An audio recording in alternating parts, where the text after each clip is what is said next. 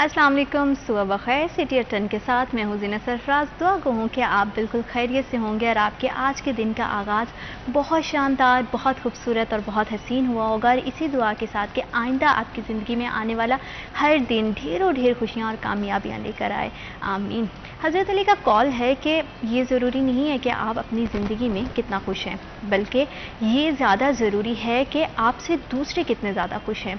जैसा कि मैं हमेशा कहती हूँ कि कोशिश करें कि अपनी ज़ुबान से कभी किसी को तकलीफ़ ना दें, आप कोई ऐसा अमल नहीं करें कि दूसरे जो है वो उससे परेशान हो। तो कोशिश करें कि अपनी ज़िंदगी में भी आसानियाँ पैदा करें, दूसरों की ज़िंदगी में भी आसानियाँ पैदा करें, क्योंकि आप किसी के लिए जो बोते हैं वही काटते हैं। कहते हैं कि नेकी कर दरिया में डाल। इसी तरह से अगर आप किसी के साथ हुस्न सलूक करते हैं, किसी के साथ अच्छा रवैया रखते हैं और बहुत आसान अंदाज में, बहुत नरमी से उसके साथ बात करते हैं, तो आपको कहीं ना कहीं उसका रिटर्न मिलता है। तो हमेशा नेकी करें, मस्बत सोच रखें, अच्छा रवैया इख्तियार करें, लेकिन ये कभी उम्मीद मत करें कि आपको उसका रिवॉर्ड फ़ौरन मिल जाए। बस अपनी तरफ से कोशिश करते रहें और बाकी सब अल्लाह पे छोड़ दें। तो इसी दुआ के साथ कि अल्लाह पाक आपकी ज़िंदगी में, हमारी ज़िंदगी में बहुत सारी आसानियाँ पैदा करें। अपने प्रोग्राम का आगाज़ करते हैं, जब हम अपने प्रोग्राम में हमेशा से ऐसे मौज़ूआत को लेकर आते हैं जो आपके लिए कहीं ना कहीं आपकी ज़िंदगी को इंस्पायर करें, आपको मोटिवेट करें। अगर आप कहीं परेशान बैठे हैं तो आपकी परेशानी को दूर करें। अगर बात की जाए माशरे की, तो हमारे माशरे में मर्द और औरत कहते हैं कि गाड़ी के दो पहिए की तरह हैं। माशरे को चलाने के लिए मर्द और औरत का किरदार जो है वो बराबरी की बुनियाद पर होना चाहिए। जिस तरह से सोसाइटी में बहुत सारी जॉब्स अपॉर्चुनिटी, बिजनेस अपॉर्चुनिटीज़ मर्द हजरात को दी जाती हैं, इसी तरह हम जब भी वुमेन एम्पावरमेंट की बात करते हैं तो ज़रूरी है आज के दौर में, स्पेशली पाकिस्तान में, कि ख़वातीन को इतना मजबूत, इतना इंडिपेंडेंट किया जाए कि वो अपनी ज़िंदगी में आसानी एक्सेल कर सकें। अल्लाह पाक ने जो औरत है उसको इतनी खूबसूरती से जो है वो तराशा है कि वो अपने घर को और माशरे में कहीं पे भी अगर कोई बिज़नेस कर रही है, जॉब कर रही है, तो अपनी तमाम ड्यूटीज़ को बखूबी निभा सकती है अपने घर में। जैसे ही वो एक जो है वो बेहतरीन बीवी का किरदार अदा करती है, एक बेहतरीन माँ का किरदार अदा करती है, इसी तरह से अगर उसके लिए बिज़नेस की, जॉब्स की अपॉर्चुनिटीज़ अच्छी हों तो वो माशरे में इकोनॉमिकली बहुत अच्छा जो है वो कंट्रीब्यूट कर सकती है। और इसी हवाले से बात करने के लिए आज हमने अपने स्टूडियोज़ में दो बहुत ही बेहतरीन ख़वातीन को जो है वो मदऊ किया है, जो वुमेन एम्पावरमेंट पर बात करेंगी और किस तरह से हम अपने माशरे में अपनी खातून को, अपनी औरतों को जो है वो मजबूत बना सकते हैं, उसके हवाले से बात करेंगे। और इस मौजू में बात करने के लिए हमें स्टूडियोज़ में ज्वाइन किया है तहमीना पाशा हैं, former president of FWCCI and chairperson standing committee. अस्सलाम वालेकुम। जी वालेकुम अस्सलाम। कैसी हैं आप? अल्हम्दुलिल्लाह बिल्कुल। बहुत शुक्रिया, आपने हमें और हमारे प्रोग्राम को वक्त दिया और आप बहुत अच्छी लग रही हैं। बहुत शुक्रिया। सबसे पहले तो मैं आप लोगों का, सिटी 41 वालों का शुक्रिया अदा करती हूँ कि आप लोगों ने हमें मौका दिया कि इस प्लेटफॉर्म पे आके तो अपने चैम्बर के बारे में, अपनी ख़वातीन के बारे में कुछ बात कर सकें। तो इंशाल्लाह पूरा सेशन इस पे हम कोशिश करेंगे कि आज जो है वो ज़्यादा से ज़्यादा वुमेन एम्पावरमेंट की और बिज़नेस किस तरह से वुमेन्स जो है एक्सेल कर सकते हैं इसके हवाले से बात करें। और वुमेन एम्पावरमेंट पे बात करने के लिए हमें हमारी फीमेल रिपोर्टर हैं जिन्होंने ज्वाइन किया है, खिलजा लियाकत हमारे साथ हैं। अस्सलाम वालेकुम खिलजा, कैसी हैं आप? बहुत शुक्रिया आपका भी, आपने हमें और हमारे प्रोग्राम को वक्त दिया और इतना इंपॉर्टेंट मौजू है जिस पे मुझे लगता है कि सबसे ज़्यादा आज के दौर में बात करने की ज़रूरत है। तो तहमीना जी, पहले मैं आपसे जानना चाहती हूँ, क्योंकि आप भी जो है वो वुमेन हैं और किस तरह से अपने घर को, अपनी प्रोफेशनल लाइफ को मैनेज कर रही हैं। पहले तो मैं वो जानना चाहती हूँ क्योंकि आप बहैसियत खुद बहुत सारी ख़वातीन के लिए जो हैं वो इंस्पिरेशन हैं। जी बिल्कुल, आपने ठीक कहा। बहैसियत वुमेन ज़ाहिर घर की अवलीन होती है तरजीह। आपने अपने घर को सबसे पहले देखना होता है, उसकी चीज़ों को, सारे घर की मैनेजमेंट को, और उसके बाद फिर हमने बाकी ख़वातीन, मुआशरे की जो ख़वातीन हैं उनको साथ लेके चलना है। फैसलाबाद विमेन चैम्बर जो है माशाल्लाह बहुत सारी ख़वातीन के लिए बहुत हेल्पिंग हैंड है। हेल्पिंग हैंड इन अ वे के जो ख़वातीन बिज़नेस करना चाह रही हैं, वो किसी चीज़ों में उनको हेजिटेशंस आ रही हैं, हर्डल्स आ रही हैं काफ़ी सारी चीज़ों में उनको आगे लेके बढ़ने के लिए, तो हमारा चैम्बर एक ऐसा प्लेटफॉर्म है कि जो उनको इनकरेज करता है, उनको वेलकम करता है कि आप आएँ, हमारे साथ बैठें, हमारे साथ डिस्कस करें, what do you want to do, आप क्या करना चाहते हो और हमारा चैम्बर आपके लिए क्या कर सकता है। तो जैसे फैसलाबाद वुमेन चैम्बर की बात करें तो वहाँ पे ख़वातीन को एजुकेशन दी जाती है, ट्रेनिंग दी जाती है, उनको पूरा से जो है ना वो ट्रेन करके, आप जैसे कह सकते हैं कि फील्ड में उनको उतारा जाता है। तो अगर ट्रेनिंग के हवाले से थोड़ी सी बात की जाए तो किस तरह के सेशंस रहते हैं और किस किस तरह के बिजनेसेस हैं जिसके बारे में आप वुमेन्स को जो है वो एजुकेट कर रही हैं? जी ऐसे है कि हमारे फैसलाबाद विमेन चैम्बर में हमने एक इंक्यूबेशन सेंटर बनाया है और 2 साल पहले वो बनाया था, हमने कंप्लीट किया था। उसमें गाहे बकाए हम उसमें ट्रेनिंग सेशन ख़वातीन के लिए, जिस फील्ड में ख़वातीन को ज़रूरत होती है, जो बच्चियाँ जो न्यू बिज़नेस में आना चाह रही हैं या आ रही हैं, तो उनको ट्रेनिंग की ज़रूरत होती है कि हम किस तरह से, बहुत सारी बच्चियाँ पढ़ लिख के जब फ़ारग हो जाती है तो उनको आगे जॉब के लिए बड़ी प्रॉब्लम्स आती हैं। तो फिर हम मुख्तलिफ अदारों से, कंपनी से, इंडस्ट्री से पीपल हायर करते हैं और उनको कहते हैं कि प्लीज़ आके हमारे बच्चियों को आपने ट्रेन करें। तो उनके लिए हम ट्रेनिंग सेशन इस तरह का करते हैं कि उन्होंने बिजनेस क्या करना है, उनको किस हवाले से किस चीज़ की ज़रूरत है।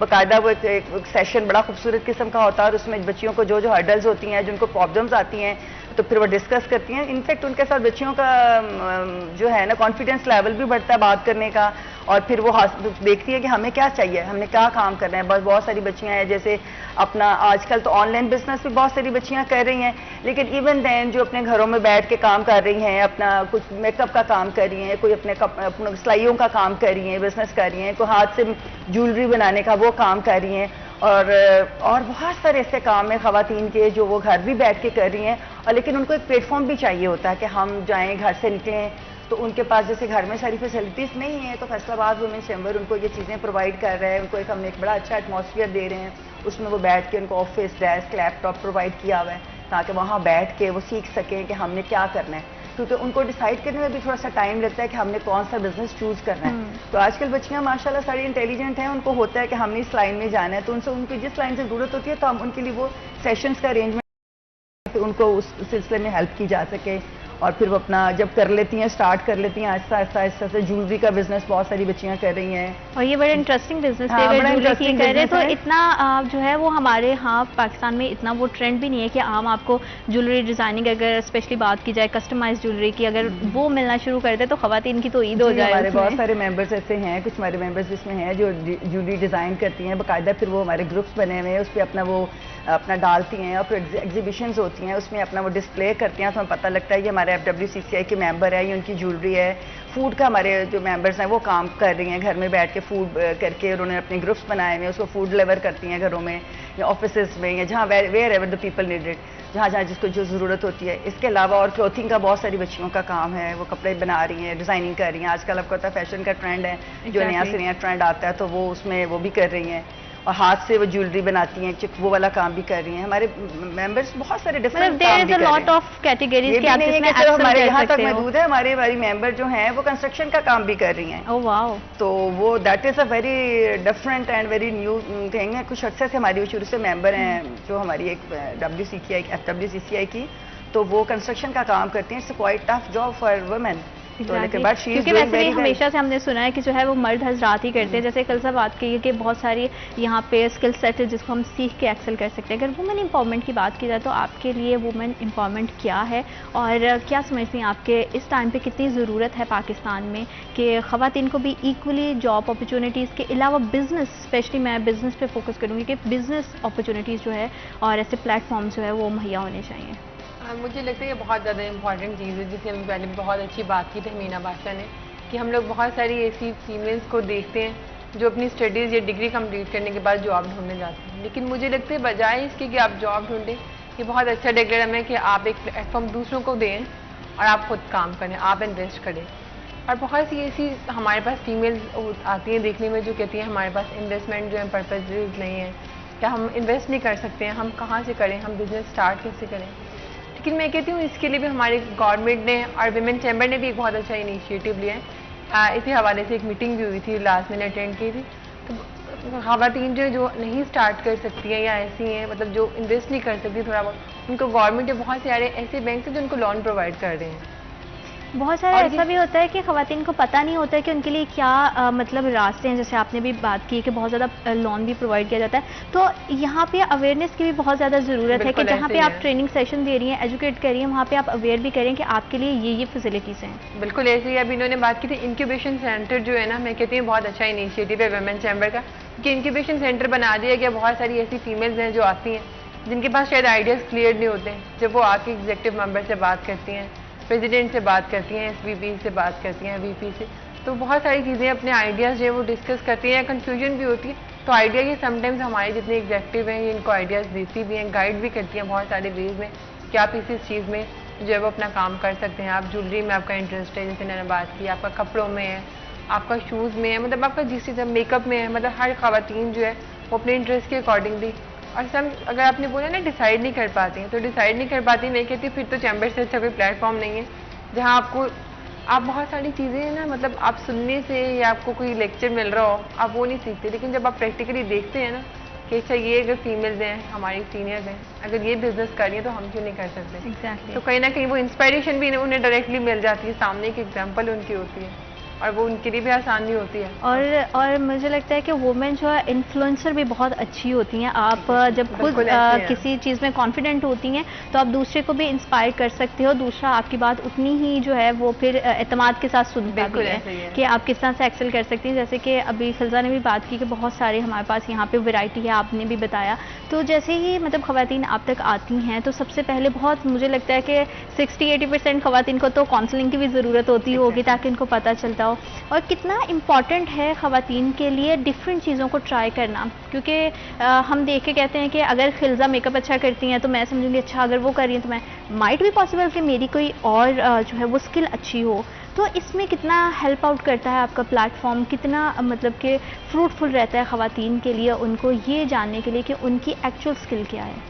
एक्चुअली ऐसे है कि ख़वातीन का एक्चुअली बच्चियों का जो इंटरेस्ट अपना होता सही है, उनके माइंड में एक चीज़ होती है कि हमने ये बिज़नेस करना है, यानी उनका अपना इंटरेस्ट होता है, लेकिन वो बाहर की जाती है, किसी और अदारों में जाती हैं तो मैन के साथ गुफ्तगू करते हुए या उनके साथ काउंसलिंग करता है उनको थोड़ा सा मुश्किल लगता है। तो जो एक खातून की बात सुन सकती है, ये उसको ईजी कर सकती है, वो कोई और नहीं कर सकता, मैन नहीं कर सकते। तो ऑब्वियसली जब वो आती है हमारे पास तो फिर वो डिस्कस करती हैं, और पीछे हमारे ऑन एंड ऑफ बड़े सेशंस होते रहते हैं। सेशन अभी रिसेंटली 2-4 दिन पहले एक सेशन हुआ था, तो उसमें हमने सारे कुछ ख़वातीन बैंकर्स को भी बुलाया हुआ था, तो उनका बड़ा अच्छा एक्सपीरियंस था। तो फिर कुछ मेंबर्स ने जैसे बताया जी हमें इस तरह प्रॉब्लम्स होती हैं, हम बैंक चाहते हैं, हमें ये प्रॉब्लम, तो उन्होंने बड़ा उनको सेटिस्फाई किया बड़ा अच्छा से कि आप हमारे पास आएँ, आप हमारे पास मिलें, हमने बहुत ईजी कर दी हैं सारी चीज़ें। तो ख़वातीन के लिए डे बाई डे, बल्कि अब तो पहले होता था कि बाज़ इंडस्ट्रीज़ में ख़वातीन बहुत कम थी, अब भी हो गया है कि उन्होंने कंपल्सरी कर दिया है कि इतने % ख़वातीन जो हैं हमारी इंडस्ट्री में भी जॉब पे होनी चाहिए। तो अभी वैसे हमारे चीज़ें जो हैं ख़वातीन के लिहाज से काफ़ी अच्छी जा रही हैं, और जहाँ पे ख़वातीन को हम ये कि उनको गाइड कर सकते हैं कि आप इस तरह उनका इंटरेस्ट जिस बिज़नेस में हम कहते हैं अच्छा जी ठीक है, अगर आपका ये इंटरेस्ट है तो आप बताएं कि आप किस जगह हमारी ज़रूरत है, कौन सी चीज़ों पर है। तो पीछे सेशन में हमारे बहुत सारी ख़वातीन हमने यंगस्टर्स फैसलाबाद की बुलाई थी जिन्होंने अपनी बिज़नेस चला रही हैं और बड़े अच्छे बिजनेस और सॉरी बड़े डिफरेंट बिजनेस वो कर रही थी। तो सब ने अपना आउटपुट दिया कि ये बिजनेस हम कर रहे हैं, तो that was really a different experience for us too. हमारे लिए भी सारी चीज़ें वो थी कि फिर, लेकिन जब उन्होंने आके बताया, फिर जैसे सारे और मेंबर्स भी थे हमारे, तो उनको भी पता चला कि ये ख़वातीन ये काम कर रही है, हम उनसे किस तरह से हेल्प ले सकते हैं। इस तरह से हम उनको, बहुत सारे लोगों ने कार्ड एक्सचेंज किए अपने आपस में कि भैया ये हमारा ले लें आपको जब हमारी ज़रूरत है एनी प्लेटफॉर्म पे, और फिर हम उसको कनेक्शन भी बिल्डअप होते हैं। कनेक्शन बिल्कुल बिल्ड होता था, एग्जैक्टली कनेक्शन तो सबसे पहले बिल्डअप होता है। और बिजनेस में कनेक्शंस का होना बहुत ज़्यादा इंपॉर्टेंट है, आपको बहुत मतलब ये जो है ना वो हेल्पफुल रहता है। तो इसमें क्या तमीना जी कोई एज की लिमिटेशन है या किसी भी एज के जो है वुमेन आपका प्लेटफॉर्म के जरिए आके जो है वो यंगस्टर्स से लेके ओल्डर्स तक जो है ना, देखो खुद जैसे मैं खुद बड़ी सारी हूँ, तो इस तरह से यंगस्टर बच्चियों से लेके एज की इसमें कोई लिमिट्स नहीं है। हर एज का जो है खातून जो है वो बिजनेस कर सकती है, कोई लिमिट नहीं है कि हम अब करें। हम सेशन हमारे ये होते हैं, अब हमारा माशाल्लाह ऐसे तो वुमेन चैम्बर का जो हुआ ये तो नेशनल लेवल के अलावा जैसे पूरे पाकिस्तान में जिस वक्त वुमेन चैम्बर्स हैं, तो उसमें से फैसलाबाद वुमेन चैम्बर माशाल्लाह टॉप मोस्ट चैम्बर्स में से जा रहा है। लेकिन अब इंटरनेशनल लेवल पे भी हमारे चैम्बर ने काफ़ी सारे, अब रिसेंटली हमारी 1 महीना पहले कॉन्फ्रेंस हुई है इस्लामाबाद में, तो उसमें मल्टी किस्म के वो एम्बेसडर्स आए हुए थे, तो उनके साथ हमारा जो प्रोग्राम सारा शुरू हुआ, तो उन्होंने सब ने बड़ा अच्छा अप्रिशिएट किया। सारों ने कहा जी हम अपने मुल्क में आपके लिए क्या काम कर सकते हैं, आपके मुल्क में क्या काम कर सकते हैं। अब वो 1 by 1 they are visiting Faisalabad chamber. तो अभी रिसेंटली अभी वो आई हुई थी, कीनिया के आए हुआ था पूरी टीम, और उनके एम्बेसडर, उनके असिस्टेंट एम्बेसडर, वो सारे वो लोग। Is a very good thing कि अगर हम जो है वो एक इनिशियल लेवल पे ग्रास रूट लेवल से जो है वो स्टार्ट करते हैं एंड देन इसको नेशनल इंटरनेशनल लेवल पे लेके जाते हैं, तो पाकिस्तान की जो ख़वातीन है वो इंटरनेशनल फोरम पे भी पाकिस्तान के नाम के जो है वो झंडे गाड़ेंगी। इस हवाले से मज़ीद बात करेंगे वक्त तो एक छोटी सी ब्रेक का। Will be right back after a short break.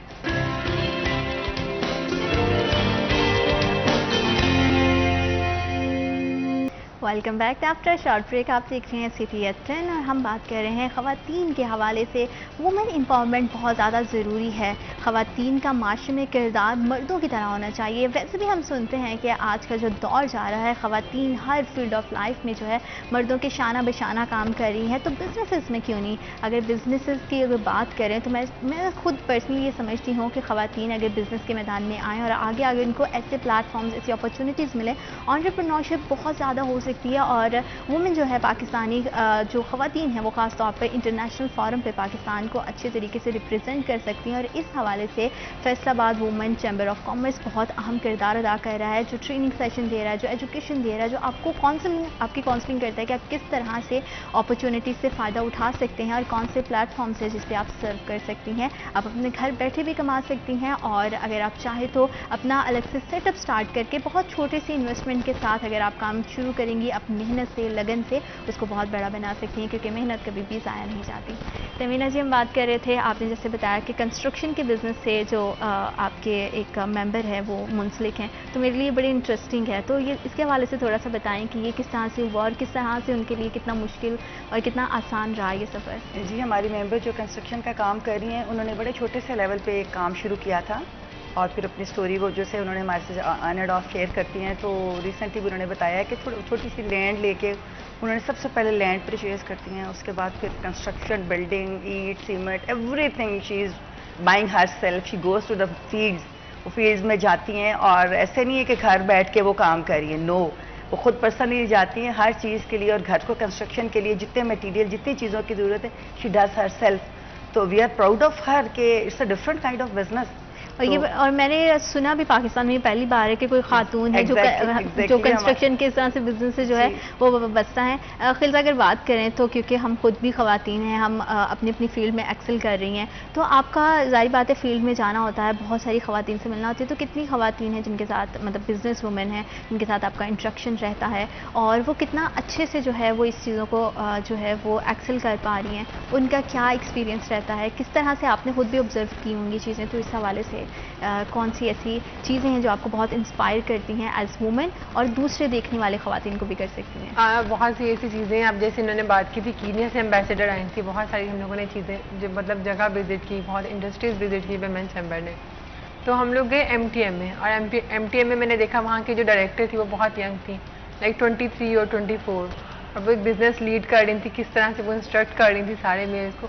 लेकिन मेरे लिए बहुत इंस्पायरिंग था। मैं कह रही थी कि एक आप इतनी अर्ली एज में इतना सब कर रहे हैं, क्योंकि यूजुअली पाकिस्तान में 23-22 ईयर्स एज में जो है वो सिर्फ हम लोग यूनिवर्सिटी में जाते हैं, क्लासेस लेते हैं, हल्ला गुल्ला करते हैं, वापस आ जाते हैं। और बहुत सी ऐसे देखते हैं हम लोग बिजनेस, अगर फैमिलीज भी हैं तो उनकी में मुझे लगता है कि फीमेल्स जो बहुत काम, सिर्फ ये काम, इसके लिए हमारा एक डेक्लेरम ये होता है जैसे हम डिफरेंट सेशन सेमिनार्स कर सकते हैं हमारी यूथ के लिए। हमारी बहुत सारी ऐसी फीमेल्स हैं जो आती हैं, जैसे आपका पहला भी एक क्वेश्चन था कि जिनको उनका आइडिया क्लियर नहीं होता। लेकिन मैं कहती हूँ आर्टिफिशियल इंटेलिजेंस इतना ज़्यादा आ गया है, तो सॉफ्टवेयर अपग्रेडेशन इतनी आ गई है कि आपके लिए ये सब चीज़ें जानना और ये सब जो बहुत ज़्यादा इंपॉर्टेंट है। तो उसके डिफरेंट सेशंस होते हैं, वो मुझे बहुत ज़्यादा इंस्पायर करती है कि आप इतनी अर्ली एज में। और फिलहाल आजकल तो हमने देखा है कि बहुत ज़्यादा ऑनलाइन बिजनेसेस भी आ गए हैं, अगर जहां आप अपने घर के कंफर्ट में बैठ के अपने घर से बिजनेस को बहुत अच्छे से रन कर सकते हो। डिफरेंट तरह के सोशल मीडिया प्लेटफॉर्म्स हैं, तो सोशल मीडिया का इसमें कितना किरदार आपको लगता है कि कितना पॉजिटिव जो है वो रोल रहा है? सोशल मीडिया का देखें बहुत ज़्यादा अच्छा रोल प्ले कर रहा है। अब जैसे बहुत सारी मार्केटिंग टूल्स जो हैं वो हमारे सोशल मीडिया के थ्रू होते हैं। बस हम लोगों को ये है कि हम लोग, मैं कहती हूँ, कहीं भी काम स्टार्ट करें, कुछ भी हम लोग प्रॉपर वेरीफाई भी कर लें। Exactly. क्योंकि बहुत सारी जगह ऐसे होते हैं, बहुत सी मतलब फीमेल्स होती हैं जो घर बैठे काफ़ी जगह काम स्टार्ट तो कर देती हैं, लेकिन ये थोड़ा सा नेगेटिव एंगल भी है। लेकिन बाद में उनको इतना काम करने के बाद जब उनका पे बैक की सिचुएशन आती है तो पता चलता है कि हमने जिसके साथ काम किया है वो इंस्टीट्यूट जो वो ठीक नहीं है। तो मैं कहती हूँ ऑथेंटिसिटी बहुत बिल्कुल ऐसी है। तो फैसलाबाद, विद इन फैसलाबाद में कहते हैं ये बहुत अच्छी अपॉर्चुनिटी जो वुमेन चैम्बर दे रहा है कि आपको एक प्लेटफॉर्म मिल रहा है, आप वहाँ पे जाते हैं, आप विजिट करते हैं, उसके बाद हो सकता है आप बहुत सारी ऐसी मीटिंग्स होती हैं आप अटेंड नहीं भी कर पा रहे, एटलीस्ट जो आप ग्रुप में ऐड हो जाएं, आप बहुत सारी गाइडलाइन वहाँ से ले सकते हैं। आपके जैसे बोला चेन बनती है, आपके नंबर्स एक्सचेंज होते हैं, आप उनसे बहुत सारी गाइडलाइन ले सकते हैं, उसके बाद आप घर से बैठ के करें। लेकिन मुझे लगता है कहीं ना कहीं वेरीफाई करना बहुत ज़्यादा ज़रूरी है। ये नहीं कि सभी फेक होती हैं, लेकिन जो कुछ फेक होती है ना, वो फिर बाकी जो है वो उनका भी इमेज जो है कहीं ना कहीं बहुत ज़्यादा खराब कर देती है। और ये चीज़ बहुत ज़्यादा इम्पेक्ट करती है। हाँ, क्योंकि आपके कोई भी आप काम शुरू कर रहे हो उससे पहले आपका रिसर्च करना जो है वो बेसिक आपकी चीज़ होनी चाहिए, ताकि आप आने वाले टाइम में किसी भी तरह के नुकसान से बच सके। तो मैंने चीज़ जैसे कि जो है वो चैम्बर का एक वेबसाइट भी है फैसलाबाद चैम्बर की, तो क्या उसके थ्रू भी डिफरेंट ख़वातीन आपसे कनेक्ट करती हैं, वहाँ से नंबर लेके आपको कॉल्स आती होंगी? ऑनलाइन क्या कोई सर्विसेज ऐसी हैं जो प्रोवाइड की जाती हैं? जी एग्जैक्टली ठीक कह रही हैं। हमारा एक वो चैनल बना हुआ है, हमारे अपने वेबसाइट बनाई हुई है, हमारा फेसबुक के ऊपर एक पेज है, और जो हमारी चैम्बर की जितनी एक्टिविटीज़ होती हैं, जो हमारे प्रोग्राम्स होते हैं, वो सारी साथ के साथ डे बाई डे हमारी एवरी डे वो जो है ना उस पर पोस्ट की जाती हैं। तो ज़ाहिर है उसमें जब सारे लोग, क्योंकि हमारा मीडिया का तो आज का दौर है, हर कोई जो है अपने फ़ोन लेके या फेसबुक से या चीज़ों से, मीडिया के थ्रू बहुत सारी चीज़ें हमारी वो होती हैं, बहुत सारी आगाही होती है, तो बहुत सारे मेंबर्स अप्रोच करते हैं, बहुत सारे लोग अप्रोच करते हैं, विमेन यंग विमेन करती हैं। हम आउटसाइड मेंबर्स के अलावा भी हम आउटसाइड गर्ल्स को, विमेंस को हम इनवाइट करते हैं ऑन एंड ऑफ। तो वो भी जब देखती हैं कि भाई ये है इस तरह से, मतलब ये लोग ये काम कर रहे हैं, हमें ये बेनिफिट्स मिल सकते हैं चैम्बर से, दे ट्राई टू डू, वो चाहती हैं कि हम लोग भी मेंबर बने। मेंबरशिप के साथ जो तक थोड़ा सा आपको इजी हो जाता है, उसके लिए थोड़ी सी आपको एक एफर्ट करनी पड़ती है, आपको अपना लेना पड़ता है, तो वो इंस्पायर तो होती हैं वेमेन, बिल्कुल होती है इंस्पायर। और मीडिया तो आजकल सबसे ज़्यादा जो और सोशल मीडिया, जैसे आपने भी बात किया कि फेसबुक की बात की, फेसबुक हम देखते हैं कॉमनली, इंस्टाग्राम देखते हैं, यूट्यूब, आजकल इसके ज़रिए तो जो है वो ख़वातीन इतना अच्छे से जो है ना वो एक दूसरे से कनेक्ट कर पाती हैं और चीज़ें सीख सकती हैं घर बैठे।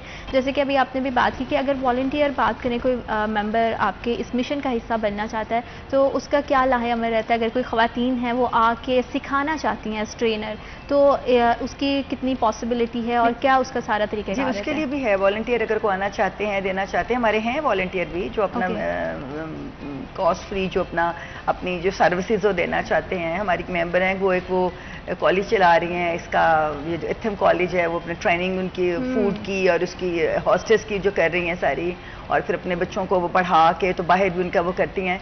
तो इस तरह से वो, लेकिन चैम्बर के लिए जैसे हम सब ख़वातीन मेंबर्स हैं, तो अगर हमारे पास कोई भी हमारे बीच में जो ऐसे स्किल्ड मेंबर्स हैं, तो वो दे आर ऑफरिंग के हम फ्री ऑफ कॉस्ट आके करना चाहते हैं, हमारा सेशन कब करें, तो उनका होता है सेशन। तो वो ऑन एंड ऑफ जब सेशन होते हैं तो उसमें वो ज़रूर अपनी वो देती हैं, उनको फीडबैक इन्फॉर्म करती हैं कि इस तरह से बताएं, ये मैं आपको हेल्प कर सकती हूँ, या ये मेरा कॉलेज है, जैसे कि मैं बताया है कि कॉलेज चला रही हैं, तो वो उनको भी होता है कि भाई उनके ज़रिए भी बहुत सारी चीज़ें ऐसे स्प्रेड आउट भी होती हैं। फिर बच्चियाँ एक दूसरे के साथ बात भी करती हैं, तो इनकरेज भी वो होती हैं कि हमने ये काम जो करना है, चलो अगर हमें एक प्लेटफॉर्म मिल रहा है तो दैट्स वेरी गुड।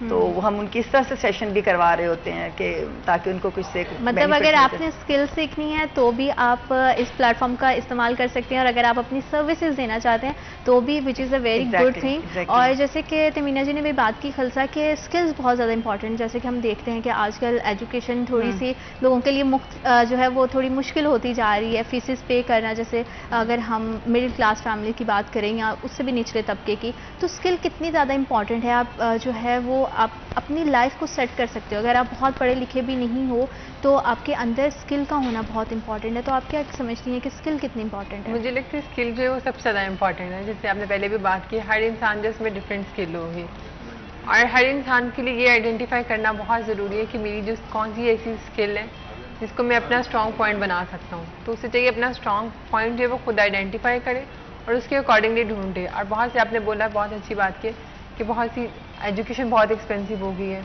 हमारे बहुत सी ऐसी ख़वातीन हैं जो ब्यूटिशियन से अपना काम स्टार्ट करना है। आपकी बात को यहीं से कंटिन्यू करूँगी। वक्त पर एक छोटे से ब्रेक का, will be right back after a short break.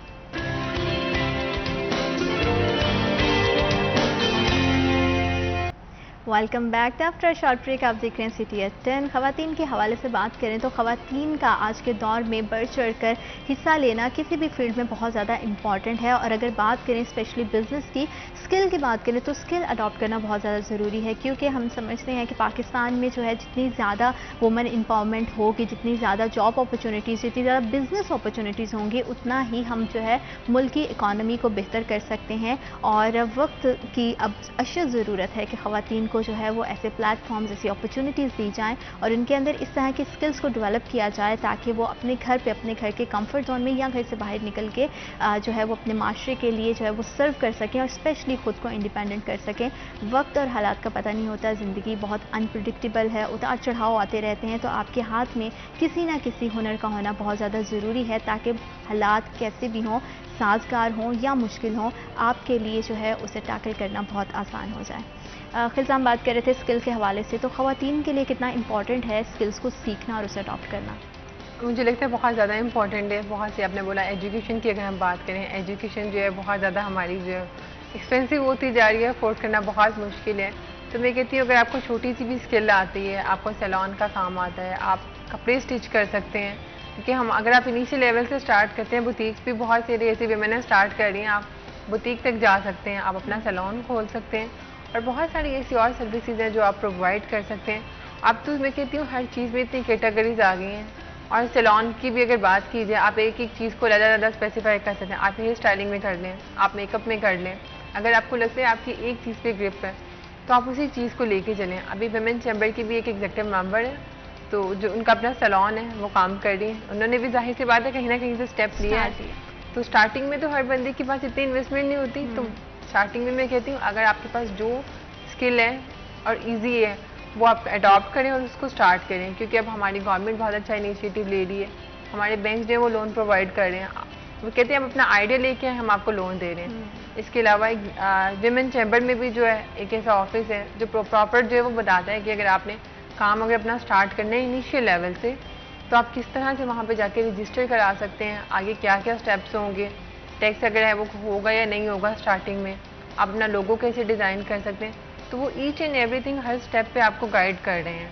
तो मुझे लगता है कि हेल्प लेना, एक प्लेटफॉर्म अगर आपको मिल रहा है, आपको उसको उस पर जाना तो अब आपका काम है ना। क्योंकि फर्स्ट स्टेप जो है वो लेना थोड़ा मुश्किल होता है, ख़वातीन डर भी रही होती हैं, ख़वातीन या मर्द दोनों की बात करें, जब आप बिज़नेस स्पेशली स्टार्ट करते हो तो बहुत सारे क्वेश्चन आपके माइंड में होते हैं कि किस तरह से एक्सेल करेंगे, पता नहीं हम इसको आगे प्रोसीड कर पाएंगे, नहीं कर पाएंगे, कितना सक्सेसफुल होंगे। लेकिन कहते हैं कि रिस्क जो है वो लेना पड़ता है, वो बहुत ज़रूरी है अगर आप चाहते हैं कि अपनी लाइफ को चेंज कर सकें, उसे बेहतर कर सकें। और वैसे भी एक टर्म जो है ना वो आजकल मैं ऑनलाइन बिजनेसेस की या बिजनेसेस के हवाले से सुनती हूँ कि लोग कहते हैं कि पैसे नहीं है, पैसे नहीं है। तो पैसे नहीं है इसीलिए पैसे कमाना ज़रूरी है, तो कहीं ना कहीं से रिस्क जो है वो बहुत ज़रूरी है। जैसे स्किल की बात की खलजा ने, तो आप क्या समझती हैं कि कितना इंपॉर्टेंट है ख़वातीन का इस टाइम पे हुनर सीखना और उनके हाथ में डिफरेंट तरह के हुनर्स होना? जैसे आपने पहले भी बताया कंस्ट्रक्शन के बिज़नेस के बारे में बताया, ज्वेलरी डिज़ाइनिंग के बारे में बताया, और भी बहुत सारे ऐसे हुनर हैं या ऐसे स्किल्स हैं जिनके बारे में हमने कभी ना सुना ना देखा कि ख़वातीन स्पेशली पाकिस्तान में कर रही हैं। बिल्कुल ठीक कह रही हैं। जो हमारा चैम्बर के प्लेटफॉर्म पे जो बहुत डिफरेंट ख़वातीन के जो एक्सपीरियंसेस हैं वो आके हमारे साथ शेयर करती हैं, तो हमें इतनी इस बात की खुशी होती है कि ये हमारे मेंबर्स हैं। हमारी एक मेंबर हैं तो उन्होंने अपना एक इंस्टीट्यूशन बनाया हुआ है, तो उसमें उन्होंने छोटे छोटे से मतलब एक बिल्डिंग उन्होंने लेके तो उन्होंने छोटे छोटे से उन्होंने स्किल्स का काम शुरू किया हुआ है। जैसे एक बड़े डिफरेंट से काम, जैसे एक उन्होंने शुरू किया ख़वातीन को सिखाना जी मोबाइल रिपेयरिंग का काम। मोबाइल इस वक्त की प्रेजेंट की सबसे ज़्यादा ज़रूरत है, नीड ऑफ द डे कह लें आप ये। तो एक वो, क्योंकि मैंने उनका विज़िट किया, हमने उनको जब टीम हमारी कभी कोई ऑन एंड ऑफ उनके जो होते हैं सेशंस, तो हम उन पर किसी न किसी जब हम इन्वाइट करते हैं अपने चैम्बर को। एक वो मोबाइल का कर रही हैं, एक पे उन्होंने ब्यूटिशियन का शुरू किया हुआ है, ब्यूटिशियन का सिखा रही हैं कि बच्चियाँ सीख रही हैं वहाँ आके। नेक्स्ट उन्होंने सिलाई का शुरू किया हुआ है कि वो एक उन्होंने एम्ब्रॉयडरी का शुरू, ऐसे 8-10 उन्होंने चीज़ें छोटी सी रूम्स में एक लेके ना एक पूरी बिल्डिंग में, तो वो सिखा रही हैं उनको। तो वहाँ से बच्चियाँ जो सीख के ज़ाहिर ऑब्वियसली वो जो बाहर निकलती हैं तो वो स्किल उनके लिए कितना यूज़फुल है। और अनफॉर्चुनेटली पहले ऐसे था कि हमारी ख़वातीन पढ़ लेती थी, बच्चियाँ पढ़ लेती थी, तो उनके पास कोई काम करने के लिए कुछ नहीं होता था, सिंपल FA BA कर लिया, they have nothing to do. लेकिन प्रेजेंटली ऐसी चीज़ें हैं कि उनके लिए बहुत सारी अपॉर्चुनिटीज़ हैं, ऐसी इंस्टीट्यूशंस हैं। और फिर जब हमारे चैम्बर में मेंबर्स आते हैं, लोग आते हैं, फिर अपना हमारे साथ शेयर करते हैं कि उन्हीं की मेंबर्स उन्होंने किया कि किसने छोटे से लेवल पे एक बच्चियां जो थी उसके फादर की डेथ हो गई, भाई नहीं था घर में कमाने वाला, तो उन्होंने छोटे से थोड़े से पैसों के ऊपर एक घर में से कपड़े सीना शुरू किया, आहिस्ता आहिस्ता आहिस्ता आहिस्ता कर उसने एक शॉप ले ली, उसमें कर लिया, तो आज वो सक्सेसफुली बच्ची वो अपना बहुत सारा बिजनेस कर। इस तरह की एक स्टोरी नहीं, बहुत सारी ढेर सारी स्टोरीज हैं जो आके हमारे साथ हमारे मेंबर्स हमारे साथ खवातीन शेयर करती हैं, तो हमें खुद भी अवेयरनेस मिलती है। फिर हम उनके सेशंस को भी जैसे उनका जब एंड ऑफ द ईयर होता है सेशन या end of the year mid year में करते हैं, वो हमें इनवाइट करते हैं, फिर हम लोग जाके पर्सनली उनके साथ मिलके, तो इतना अच्छा लगता है। कुछ खवातीन हमारी काम कर रही हैं, वो गाँव में जाके छोटे कर्जे दे के खवातीन को काम करवा रही हैं, उनकी थोड़ी थोड़ी सी, किसी को सिलाई मशीन ले दी, किसी को वॉशिंग मशीन ले दी, क्या कपड़े धो के लोगों के दे दें, इस्त्री लेके तो आयरन कर दें। इस तरह छोटे छोटे कामों से खवातीन ने शुरू किया, छोटे छोटे, किसी ने थोड़ी सी जगह लेके उसमें गार्डनिंग शुरू कर दिया। इस वक्त ये गार्डनिंग का भी, किचन गार्डनिंग का भी बहुत ज़्यादा ट्रेंड हुआ पड़ा है। तो खवातीन को वैसे भी चीजें सजाने में, करने शौक है। में हमने ये गार्डनिंग वालों के साथ भी हमारे सेशंस होते रहते हैं, वो लोग आते हैं, आके सीड्स अपने प्रोवाइड करते हैं, अपने डेमो देते हैं, हम अपना आके, तो जो इवन के मैंने अपने घर पे भी आई ट्राइड माई सेल्फ, मैंने भी अपनी एक वो लेके क्यारियों में या गमलों में I tried to grow that kitchen vegetables. तो इसी तरह सारे मेंबर्स को जब हुआ, और इसका फायदा आपकी एक तो आपके सीखने के साथ सीख भी जाते हैं, और अगर आपको फ्रेश जो है वो आपको टमाटर धनिया आपके किचन से मिल रहा हो तो अच्छा लगता है। रमजान था, उसमें पालक घर से काटनी, पकौड़े बना लेने, धनिया डाल लेना, सब से छोटी छोटी चीजें घर में भी आपने की, तो वो भी सारी खवातीन ने आई थिंक अपने घरों में ट्राई भी किया, और उनको सीड्स भी प्रोवाइड किए, कंपनी वालों ने आके वो भी दिए, तो उसके बाद उन्होंने उस चीज़ को कंटिन्यू, इस वक्त वो ट्रेंड काफ़ी ज़्यादा बढ़ता जा रहा है।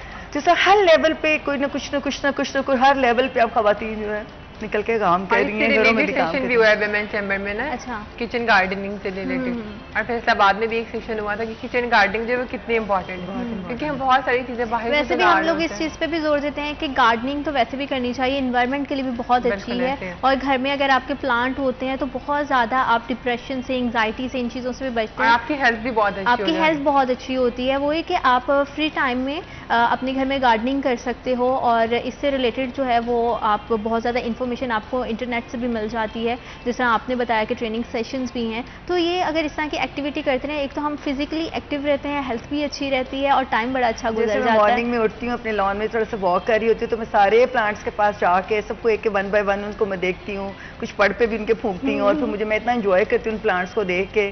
तो जो खुद अगर आपने ग्रो किए होते हैं, तो वो खवातीन ये भी घर में करिए किचन गार्डनिंग का। उन्होंने इतने अच्छा डिफरेंट बताया है कि आपको बाजार जाने की जरूरत नहीं है, आपके घर में कोई एक्स्ट्रा चीजें पड़ी हैं, उसके बीच में आप मिट्टी डाल के आपको सो कर सकते हैं, बहुत अच्छे से कर सकते हैं। और अपने पौधों के साथ, जैसे आपने कहा कि मॉर्निंग वॉक करते हुए, बहुत सारी बार ऐसा होता है कि हम बड़े डिप्रेस्ड होते हैं, तो हम उनके साथ जो है वो बात करके अपना जो है वो थोड़ा सा दिल भी हल्का कर लेते हैं। जैसे आपने फैमिली की बात की, जारी बात है आप वर्किंग वुमन भी हैं, इतने सारी खवातीन को इंस्पायर्ड भी कर रही हैं, इतनी ज़्यादा अपॉर्चुनिटीज़ भी प्रोवाइड कर रही हैं, तो फैमिली को लेके चलना और अपनी प्रोफेशनल लाइफ को लेके चलना, इसको कैसे बैलेंस करती हैं? हाँ, इतना मुश्किल नहीं है, क्योंकि अगर आप चीज़ों को मैनेज कर लें, अपनी टाइमिंग्स को मैनेज कर लें, तो आप यू कैन डू। अगर आपने चैम्बर को टाइम देना है या अपनी चीज़ों को टाइम देना है, तो आपके कुछ आवर्स हैं, तो बाकी सारे आवर्स आपके अपने घर के लिए, फैमिली के लिए होते हैं। जैसे मेरे बच्चे तो माशाल्लाह ग्रोन अप हैं, दे आर स्टैब्लिश, और बच्चियाँ मैरिड हैं, बेटा है वो इज़ मैरिड, तो मेरी इतनी बड़ी लाइबिलिटी नहीं है। लेकिन जो यंग बच्चियां भी करती हैं, तो वो भी अपने टाइम को मैनेज कर लेती हैं। जैसे 2 घंटे को सेशन के लिए वो आती हैं, ये 2-2.5 घंटे का मोस्टली कुछ सेशंस होते हैं, तो उस टाइम को वो मैनेज कर लेते हैं। तो हम लोग भी इसी तरह से अपना, अगर हमारे मॉर्निंग सेशन होते हैं, तो हम अपने टाइम को सेटल कर लेते हैं घरों में भी, और आफ्टरनून में सारा रात से सारी अपना टाइम होता है घर में, और इतना कोई मुश्किल नहीं मेरा ख्याल होता। अगर आप if you want to do something, तो उसके लिए आपको थोड़ा बहुत सेक्रीफाइस तो करना पड़ता है, तो वो मैनेजेबल चीज़ें, ऐसे नहीं है कि वैसे भी जब अम्मा इतना अच्छा काम कर रही हो, तो बच्चे प्राउड उस पे होते हैं कि अच्छा मेरी अम्मा इंस्पायर्ड भी होते हैं। तो हम अपनी फैमिलीज को, अपने रिलेटिव्स को तो इंस्पायर कर ही रहे होते हैं, क्योंकि स्टार्टिंग में ऑब्वियसली हर किसी को थोड़ी बहुत हडल जो है वो फेस करनी ही पड़ती है, लेकिन हिम्मत और करेज के साथ आगे बढ़ना पड़ता है। तो मैंने जी आपका बहुत शुक्रिया, आपने हमें और हमारे प्रोग्राम को वक्त दिया, बहुत अच्छा सेशन रहा, एंड उम्मीद करती हूँ और बेस्ट ऑफ लक, आप इस मिशन को इसी तरह से जो है वो जारी रखें, और अल्लाह पाक आपके लिए बहुत सारी आसानियाँ पैदा करें। खलजात का भी बहुत शुक्रिया, आपने हमें और हमारे प्रोग्राम को वक्त दिया। यहाँ पे वक्त तो एक छोटी सी ब्रेक का, will be right back after a short break.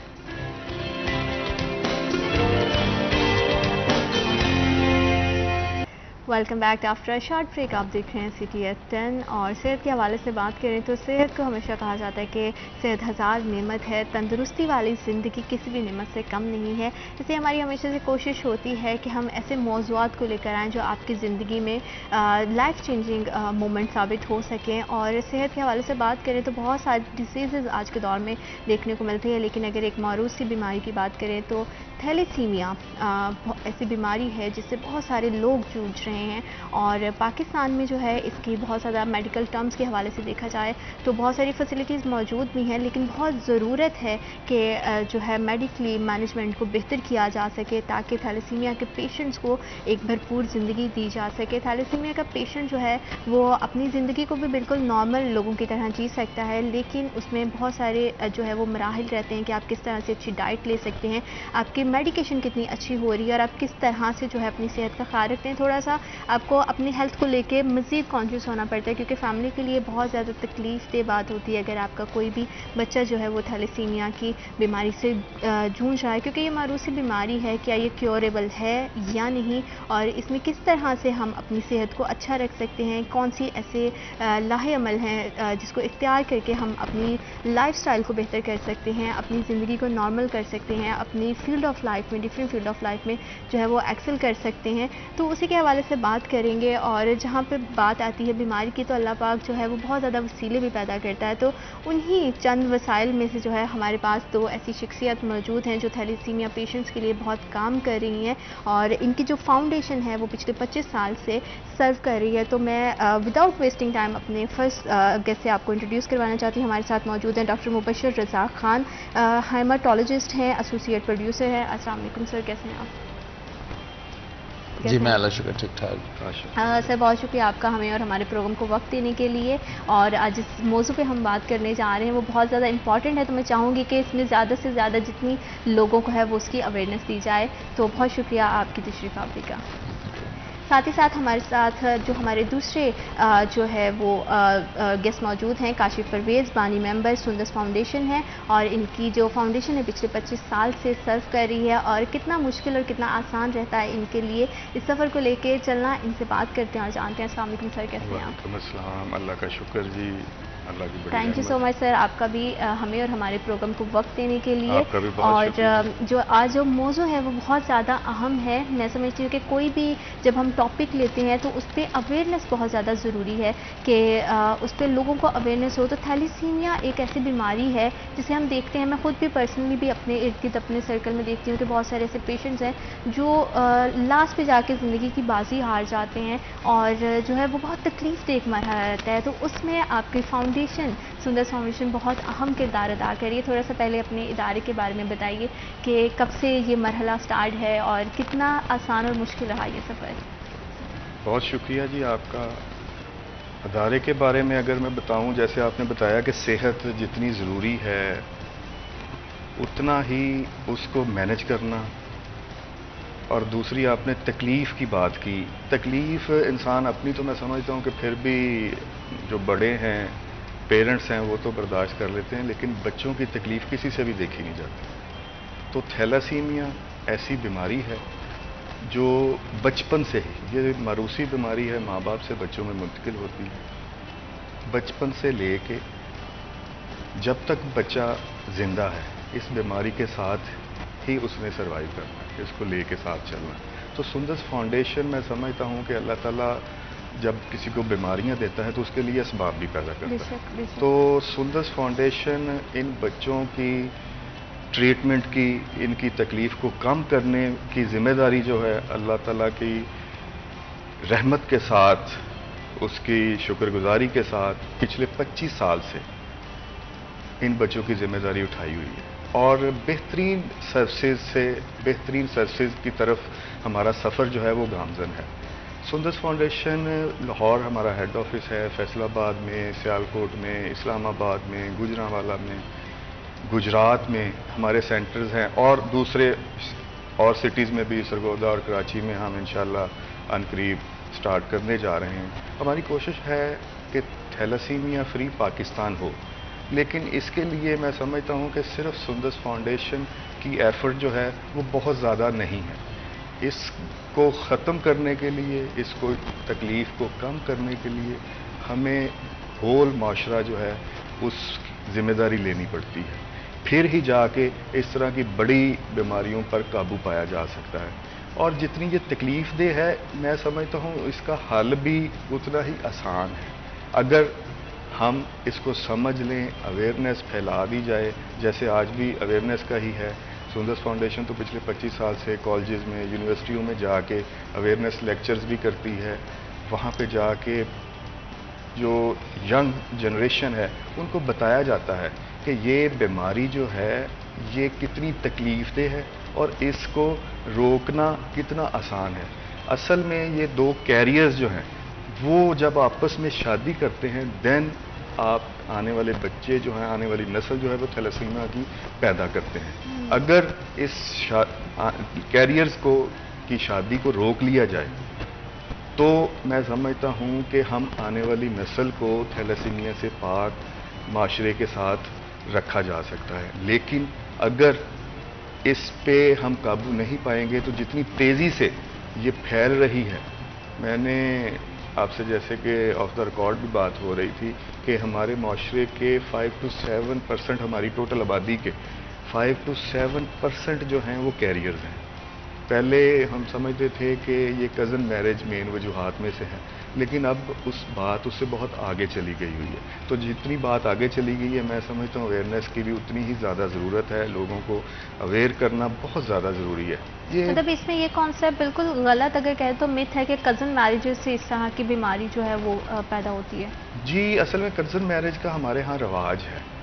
मरूसी बीमारियाँ जो हैं वो इसी वजह से होती हैं, लेकिन उसके अलावा भी अब कैरियर्स बहुत ज़्यादा हैं हमारी आबादी में। वो कज़न नहीं भी हैं। कैरियर अगर कैरियर से शादी करेगा तो आने वाले बच्चों में थैलेसीमिया मेजर के बच्चे होंगे। लेकिन एक चीज़ मैं बताऊं कि कैरियर को ब्लड नहीं लगता, लेकिन कैरियर की जब शादी कैरियर से होती है तो जो बच्चा पैदा होता है वो थैलेसीमिया मेजर का पैदा होता है। तो उसको फिर सारी ज़िंदगी ब्लड की ज़रूरत है।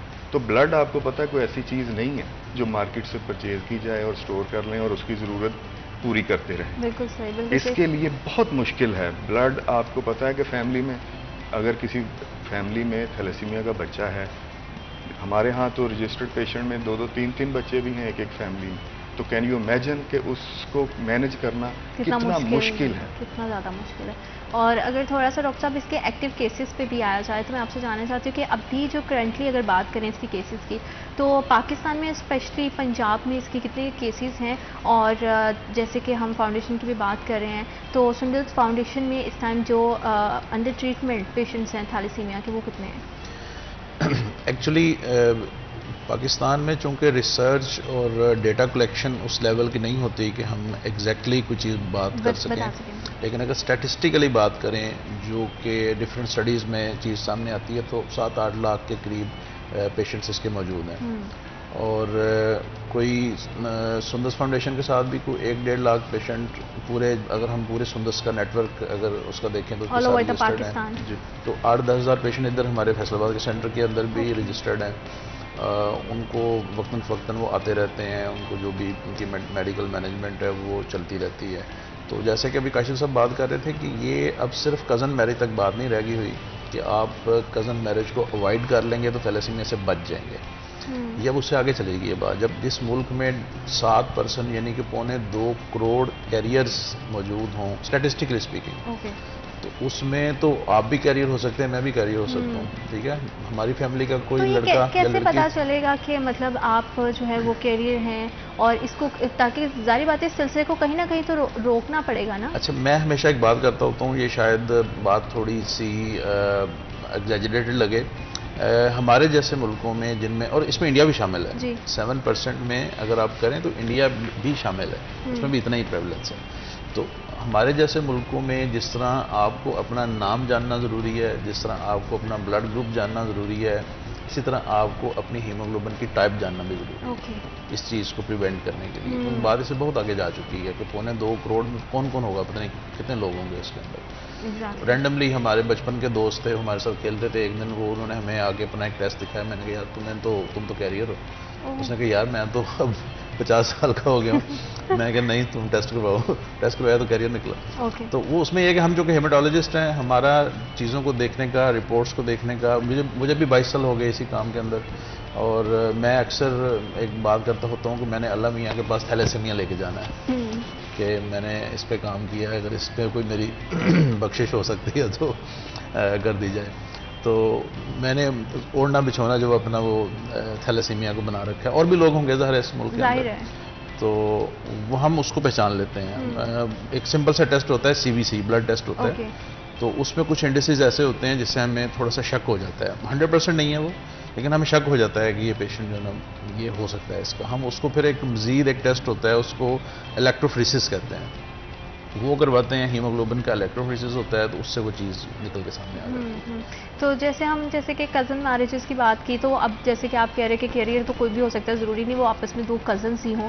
तो जब हम शादी का एक डिसीजन लेते हैं तो कितना ज़्यादा इंपॉर्टेंट है, क्योंकि जैसे आप बता रहे हो कि एक सिंपल सा टेस्ट होता है जिसमें कुछ इस तरह के सिम्टम्स होते हैं या आपकी बॉडी के कुछ इस तरह से वो ऑर्डर्स जो है वो पता चलता है। तो इज़ इट कंपल्सरी होना चाहिए कि इस तरह के टेस्ट करवाए जाएँ, और इसमें गवर्नमेंट लेवल पे किस तरह के कोई इनिशिएटिव है, कोई प्रोग्राम है जिसको लॉन्च किया गया? अच्छा देखें, इतना हम 25 करोड़ के करीब लोग हैं, तो इतना तो अमेरिका की हुकूमत में भी उनके पास बजट नहीं होगा कि 25 करोड़ लोगों का इलेक्ट्रोफोरेसिस करवा दें। तो उसमें ज़रूरी जो ये है, जैसे आपने बात की कि जब शादी होने लगे एक कपल की, तो वो तो करवा लेना एटलीस्ट, ताकि वो उनमें से अगर पता चल जाए। अच्छा, उसमें अब जो नया कॉन्सेप्ट है ना, पहले ये कॉन्सेप्ट था कि शादी जो है वो ना की जाए, 2 कैरियर शादी ना करें। अब जो नया कॉन्सेप्ट है वो ये है कि शादी में ममानियत नहीं है, क्योंकि 2 कैरियर्स की शादी की सूरत में 25% चांसेस हैं कि बच्चा थैलेसीमिया मेजर पैदा होगा। तो मेंडेलियन एक इनहेरिटेंस होती है साइंस में जो लोग पढ़ते हैं, तो उसके तहत 25% चांसेस हैं थ्योरेटिकली स्पीकिंग। तो उसमें यह है कि जब हमल ठहरता है, हमल के 10वें हफ्ते भी, यानी कि बच्चा कुछ भी नहीं होता, उस बच्चे का माँ के पेट से एक नीडल से सैंपल लिया जा सकता है। और उस सैंपल को लेके तो उसको जेनेटिक एनालिसिस करके पता चलाया जा सकता है कि बच्चा जो इस वक्त अभी कुछ भी नहीं है वो थैलेसीमिया का कैरियर है, नॉर्मल है या कि थैलेसीमिया मेजर है। तो उसमें उलमा ग्राम के फतवे मौजूद हैं कि अगर वो थैलेसीमिया मेजर है तो उसको टर्मिनेट किया जा सकता है, और अगर वो थैलेसीमिया माइनर है या कैरियर जिसको कहते हैं या नॉर्मल है तो उसको फिर कंटिन्यू किया जा सकता है। तो तरीके मौजूद हैं। मतलब इसमें हर्ज नहीं, आप शादी कर सकते हो, लेकिन उसमें थोड़ा सा ये है कि आपको लेकिन उसके लिए बेहतर यही है कि आप जो है वो शादी से पहले ज़रा एहतियात के लिए आप टेस्ट करवा लो। और ये टेस्ट क्या ज़्यादा कॉस्टली या इसके क्या? बहुत ज़्यादा नहीं है, 1-1.5 हज़ार 2 हज़ार। अब देखें जी, हम लोग इतना तो फ़ोन के ऊपर, और एक पिज्ज़ा का कीमत जो है इससे ज़्यादा होती है। लेकिन असल बात ये है कि टेस्ट तो एक छोटा सा 1-2 हज़ार रुपये का टेस्ट है, और सुंदर फाउंडेशन वैसे ही फ्री कर देता है। अच्छा। और लेकिन एक बच्चा भी अगर आपके 4 बच्चों में से थैलेसीमिया का निकल आए, तो फिर सोचें कि उसको अब 1 साल के अंदर वो डायग्नोस हो जाएंगे। उस वक्त से लेके सारी जिंदगी आप इमेजिन करें कि किसी को एक दफ़ा नीडल लगनी हो तो बड़ी तकलीफ फील करते हैं। तो मासूम बच्चों को डेली बेसिस पे नीडल्स लगनी, मतलब ट्रांसफ्यूजन बच्चे को 2 से 3 ट्रांसफ्यूजन हर माह होनी, ब्लड लगना। ब्लड मल्टीपल ट्रांसफ्यूजन की वजह से मल्टीपल डिजीज़ बन जाती हैं, मुख्तलिफ ऑर्गन बड़े होने शुरू हो जाते हैं, उनका आयरन लेवल डेवलप होना शुरू हो जाता है, आम बच्चों जैसी शक्लें नहीं रहती, डी शेप होना शुरू हो जाते हैं। और अगर प्रॉपर मैनेज ना किया जाए तो ये सारी चीज़ें कॉज ऑफ डेथ भी बनती हैं। तो आप ये सोचें कि अगर नॉर्मल बच्चे जो हैं वो सुबह सुबह तैयार होकर अपने बैग लेकर स्कूल जा रहे हैं, और थैलेसीमिया के बच्चे सुबह तैयार होकर तो ट्रांसफ्यूजन ब्लड लगवाने के लिए, नीडल्स लगवाने के लिए जा रहे हैं। मतलब नीडल्स लग के रेगुलर नीडल्स लगने से वेन्स तक डैमेज हो जाती है। कहाँ आपको रेगुलर जो नीडल्स लग रही, तो इसकी मैनेजमेंट जो है वो बड़ी ज़रूरी है। फिर नॉन अफोर्डिंग मेडिकल मैनेजमेंट के हवाले से भी बात करेंगे, लेकिन वक्त एक छोटे से break. I will be right back after a short break.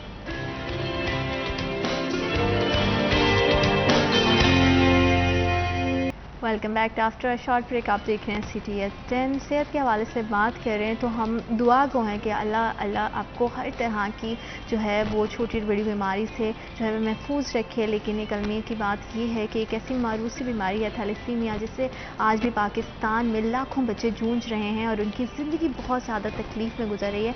बच्चे को जब थोड़ी सी भी तकलीफ़ होती है तो सबसे ज़्यादा वालिदैन जो है वो परेशान हो जाते हैं। लेकिन अगर बीमारी है तो उसके साथ शिफा भी है, उसके साथ आप किस तरह से अपने लाइफस्टाइल को बेहतर कर सकते हो। और आज के दौर में जहाँ इतनी ज़्यादा टेक्नोलॉजीज़ आ गई हैं, इतनी ज़्यादा मेडिकल टर्म्स में जो है वो इतनी ज़्यादा फैसिलिटीज़ दे दी गई हैं कि आप किसी भी तरह की बीमारी के साथ जो है वो एक अच्छी ज़िंदगी गुजार सकते हो। तो अमल इस चीज़ की इस टाइम पे इस अमर की ज़रूरत है कि आप में अवेयरनेस होनी चाहिए। आपको पता होना चाहिए कि अगर आप में किसी भी तरह की बीमारी है तो आप उसको बर वक्त किस तरह से उसका इलाज कर सकते हो ताकि आप एक भरपूर ज़िंदगी जी सकें। अच्छा, जैसे हम कल सब बात कर रहे थे कि थैलेसीमिया पेशेंट की आप मेडिकल मैनेजमेंट के हवाले से भी बात करें तो क्योंकि अब डिफरेंट पेशेंट्स को जो है उनका ब्लड की जो अवेलेबिलिटी है उसमें कितनी ज़्यादा मुश्किल होती है, क्योंकि आप पूरा एक सर्कल चला रहे हैं। फाउंडेशन में जो है बहुत हज़ारों लाखों पेशेंट्स आपके पास आते हैं, तो सारी बात है कि हर किसी की ब्लड की नीड है। तो उस सब में कितना ज़्यादा आपके लिए जो है उन चीज़ों को मैनेज करना कितना आसान और मुश्किल रहता है? ये मैं समझता हूँ ये सबसे अहम सवाल है थैलेसीमिया के बच्चों के लिए, उनके माँ बाप के लिए। ब्लड और रेगुलर बेसिस पे सारी जिंदगी। और आपको पता है, जैसे कि मैंने पहले भी बताया, कि कोई ब्लड ऐसी चीज़ है भी नहीं कि हम कहीं से बजट अरेंज करके जैसे तैसे भी तो मार्केट से परचेज कर लें और स्टोर कर लिया जाए। तो इनके लिए हमें भरपूर कोशिश करनी पड़ती है।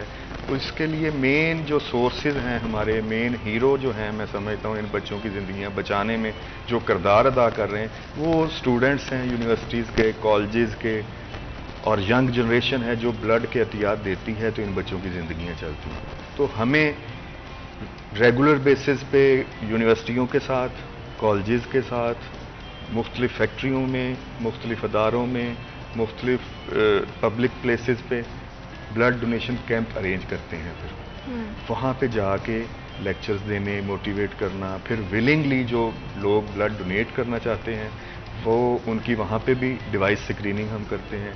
उसके बाद ब्लड को लाकर अपने सेंटर में हम कंप्लीट स्क्रीनिंग उसकी फिर करते हैं, प्रोसेस किया जाता है। थैलेसीमिया के पेशेंट्स को होल ब्लड नहीं लगता, उसको रेड सेल लगने होते हैं सारी ज़िंदगी, पैक सेल भी कहते हैं, रेड सेल। तो उसको उसकी कंप्लीट स्क्रीनिंग करना, उसके कंप्लीट टेस्ट करना एलाइजा स्क्रीनिंग के साथ, और फिर सेपरेट करना। ब्लड बैग आपको पता है बड़ी कॉस्टली है, हर चीज़ ही अब तो बहुत कॉस्टली हो गई। अब तो नॉर्मल ज़िंदगी बड़ी महंगी हो गई है अब, और ये तो फिर तकलीफ दे बीमारी है और सारी ज़िंदगी का रोग है। तो ये सोचें कि ये बहुत अब अफोर्डेबल लोगों के भी बस की बात नहीं रह गई, क्योंकि यहाँ पे पाकिस्तान में ऐसा भी है कि ट्रीटमेंट जो है वो बहुत मेजॉरिटी ऐसी हमारे पास है जो अफोर्ड नहीं करती। थोड़ा सा थैलेसीमिया के बारे में अगर जब हम बात करते हैं तो हमें सिर्फ सुनने को मिलता है कि थैलेसीमिया अच्छा एक बीमारी है। क्या इसमें डिफरेंट तरह की जो है वो टाइप्स हैं, इसकी कुछ एग्जाम है जैसे आप बता रहे थे, इसमें भी क्या स्टेजेस होती हैं कि जैसे नॉर्मल स्टेजेस है, जैसे बाकी हम अगर कैंसर वगैरह की बात करते हैं कि फर्स्ट स्टेज है, मेजर स्टेज है, लास्ट स्टेज है, तो क्या इस तरह के कोई इसके स्टेजेस हैं इसमें? हाँ जी, ये आपने बड़ा अच्छा सवाल किया। लोग आमतौर पे ये समझते हैं, इवन के बहुत सारे डॉक्टर्स, जो इवन के स्पेशलिस्ट डॉक्टर्स भी यही समझते हैं कि शायद थैलेसीमिया के पेशेंट को ब्लड लगा देंगे तो बस उसका जो ट्रीटमेंट हो गया। ऐसे नहीं होता। ब्लड देने के बहुत सारे नुकसान होते हैं, क्योंकि ब्लड के रिएक्शंस होते हैं, उनके ऊपर उसकी वजह से पेशेंट रिफ्रैक्टरी हो जाते हैं ब्लड को, ब्लड ले ही नहीं सकते, आप दे ही नहीं सकते ब्लड उनको, क्योंकि वो उनके अगेंस्ट रेजिस्टेंस डेवलप कर लेते हैं। फिर ब्लड देने के लिए, देने से जैसे काशिफ सर ने बताया कि आयरन ओवरलोड हो जाता है, ब्लड के अंदर बहुत ज़्यादा आयरन होता है, वो आयरन ओवरलोड हो जाता है, उसकी मैनेजमेंट करते हैं। तो ये अगर थैलेसीमिया के एक पेशेंट की अगर बात करें ना, तो रेगुलर जो ट्रांसफ्यूजन के ऊपर है उसको 60-70 हज़ार रुपया एक महीने का उसका एक्सपेंस है। और यूजली एक बच्चा नहीं होता, 2-3 बच्चे होते हैं एक ख़ानदान के अंदर, एक घर के अंदर, तो 2-3 लाख ही नहीं। और ये सारी ये फाउंडेशन जो है वो कर रही है। टाइप्स में जहाँ बात है, ये बड़ी हेट्रोजेनस बीमारी है। इसका बाज़ का 25 साल 30 साल की एज में जाके पता चलता है कि इसको थैलेसीमिया था, और बाज़ का लाइफ के तीसरे महीने दूसरे महीने ही बच्चे को ब्लड लगना शुरू हो जाता है। वो उसकी जेनेटिक म्यूटेशन जो उसने इनहेरिट की है अपने पेरेंट्स से और उस फैमिली में 200-300 साल 400 साल से चली आ रही है, वो उस वक्त से वो म्यूटेशन है वो डिसाइड करती है कि इसकी बीमारी कैसे होगी, इस डिज़ीज़ का कोर्स कैसे होगा। तो उसमें बाज़ बच्चे ऐसे हैं जिनको 6-6 महीने ब्लड की ज़रूरत नहीं पड़ती, बाज़ बच्चे ऐसे हैं जिनको हफ्ते में 2 दफ़ा ब्लड की ज़रूरत पड़ती है। तो ब्लड ज़्यादा देने से फिर जैसे कि कुछ ऑर्गन डैमेज होते हैं, हार्ट डैमेज होता है, बच्चे डायबिटिक हो जाते हैं, थायराइड का जो ग्लैंड है ये डैमेज होता है उससे, और ये चीज़ें ऐसी, लिवर डैमेज होता है, किडनीज डैमेज होते हैं ब्लड ज़्यादा देने से, आयरन ओवरलोड होता है, उसकी मैनेजमेंट करनी पड़ती है। तो ये बड़ी लंबी चौड़ी इसकी मैनेजमेंट होती है। पाकिस्तान में अनफॉर्चुनेटली कोई इस तरह का सेंटर मौजूद नहीं है जो कि इस लेवल पे इसको कर सके। हम इधर फैसलाबाद में हम इसको कर रहे हैं, हमारे पास कई सब गवाह हैं इस चीज़ के। हमारे पास बच्चे थे जिनको 6-6, 8-8 दफ़ा एक महीने में ब्लड लग रहा था। हमने उनकी cause of high transfusion frequency diagnose की, उसको ट्रीट किया। अब उन बच्चों को 6 महीने में एक दफ़ा ब्लड लग रहा है, तो उनकी क्वालिटी ऑफ लाइफ भी बेहतर हुई। उनके वालिदैन, सिर्फ ये नहीं है कि आप वहाँ से बच्चे को ले आएंगे, यहाँ से फ्री मिल जाएगा तो आपका काम हो गया। ज़ाहिर है जिस बंदे ने उसको लेके आना है बच्चे को, उसकी भी एक दिन का ज़ाहिर है कि रोज़गार का इशू है, लोग डेली वेजर्स होते हैं, वो इस तरह के बहुत सारे सोशल इश्यूज़ हैं जो उसके ऊपर आते हैं। तो थैलेसीमिया की जो है वो इस वाले से बहुत ज़्यादा है। और इसके अलावा ना इसमें ट्रीटमेंट ऑप्शंस बहुत सारी आ चुकी हुई हैं। आमतौर पे ये समझा जाता है कि थैलेसीमिया का इलाज जो डेफिनेट ट्रीटमेंट है वो है स्टेम सेल ट्रांसप्लांट। उसमें स्टेम सेल वो सेल होता है आपकी बॉडी के अंदर जो कि जिससे सारी बॉडी बनती है। और हेमेटोपोएटिक स्टेम सेल वो सेल होता है जिससे ब्लड बनता है, उसको चेंज करना होता है। वो ट्रांसप्लांट से मुराद कोई ऑपरेशन नहीं है, जैसे जस्ट एक ब्लड ट्रांसफ्यूजन की तरह एक प्रोसेस है, लेकिन that is very expensive. 40 to 50 lakhs से शुरू होता है और पाकिस्तान के अंदर उसकी अगर कॉस्ट करें और 20 मिलियन तक भी जाती है इसकी कॉस्ट। और उसमें सक्सेस रेट भी कोई 80% 85% होता है, क्योंकि इसमें वो बहुत अर्ली एज में अगर करवाएं तो हो जाता है 2 से 5 साल की एज तक। और उसमें भी बहुत सारे फिर पिटफॉल्स हैं। उसमें सबसे बड़ा इशू होता है डोनर का। पैसे तो एक अलग इशू हो गया, दूसरा इशू है डोनर का, देगा कौन ये। बिल्कुल। अच्छा, देना इशू नहीं है, उसका मैच होना ज़्यादा इशू है। जो आपको देगा अगर वो मैच नहीं होगा तो वो रिएक्ट करेगा और वो दैट इज़ लाइफ थ्रेटनिंग। तो वो उसका मैच होना जो है और वो मैच होता है सगे बहन भाइयों के साथ, क्योंकि जो मैच होता है वो हाफ मैच आता है बाप की तरफ से, हाफ मैच माँ की तरफ से आता है, और बच्चों में सबसे ज़्यादा मैच होता है और मैक्सिमम मैच 80% होता है। तो वो अगर किसी का 1 या 2 भाई हैं तो यूजली इतने ही होते हैं ज़ाहिर है, तो उनमें से मैच नहीं है तो फिर वो ट्रांसफ्यूजन नहीं। हमारे पास पेशेंट्स हैं, बहुत सारे पेशेंट्स हैं ऐसे जिनके लिए 50-60 लाख रुपया कोई इतना मसला नहीं है, लेकिन उनके पास मैच मौजूद नहीं है। पाकिस्तान के कानून के मुताबिक सगा बहन भाई या जो पेरेंट्स या बच्चे वो दे सकते हैं ऑर्गन, क्योंकि इसको भी ऑर्गन की कैटेगरी में किया गया। वैसे ये ब्लड है, ब्लड भी ऑर्गन ही है वैसे। तो उसके वो पैसे जेब में डाल के फिर रहे हैं और उनको कोई ऑर्गन मैच नहीं वो है, मैच नहीं है, तो इसलिए उनके लिए फिर बहुत सारी ऑप्शंस हैं। कुछ नॉवल चीज़ें आई हैं बाहर, चूँकि हम ये फेसबुक पे और सोशल मीडिया के थ्रू हम बाहर के साइंटिस्ट, अमेरिका के साइंटिस्ट, यूके और अरब मुल्कों के जो साइंटिस्ट हैं उनके साथ हम इन टच रहते हैं। मैं ज़ाती तौर पे रहता हूँ, तो उनसे ट्रीटमेंट मोडेलिटीज़ डिस्कस होती रहती हैं। तो क्या ये सारी ट्रीटमेंट्स के बाद ये क्योरेबल है? अच्छा देखिए, ये this is a genetic disorder, okay, ठीक है। तो जेनेटिक डिसऑर्डर क्योर नहीं होता। क्योर का वही तरीका है कि अगर स्टेम सेल मैच मिल गया, सक्सेसफुल हो गया, क्योर हो जाएगा, ठीक है, क्योंकि वो उस जगह से चला हुआ है। तो, लेकिन आप ये देखिए, आपकी बात को यहीं से कंटिन्यू करूंगी, लेकिन वक्त एक छोटे से break. I will be right back after a short break.